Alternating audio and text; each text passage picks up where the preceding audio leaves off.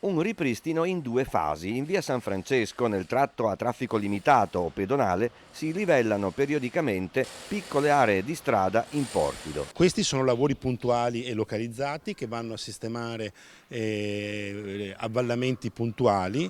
Il porfido ha questo tipo di caratteristica dove si presentano poi degli affossamenti oppure dei distacchi che vanno sistemati così come si sta facendo. Nel tratto tra via del Santo e Riviera Tito Livio ecco invece le cicatrici in asfalto, conseguenza dei lavori alla rete del gas della scorsa estate. Quella la sistemeremo quest'estate perché è più impegnativa anche dal punto di vista della viabilità, quindi lavoreremo in un momento di minor impatto sulla viabilità, e lì la strada verrà chiusa poi e verrà completamente rifatto la pavimentazione. Quando non si può intervenire subito ma serve qualche mese per organizzare il cantiere, magari come in questo caso per aspettare il momento, il periodo più congeniale, insomma, intanto per evitare di lasciare il buco si ripristina con dell'asfalto. Coperture non certo belle da vedere. Aspettiamo l'estate 2023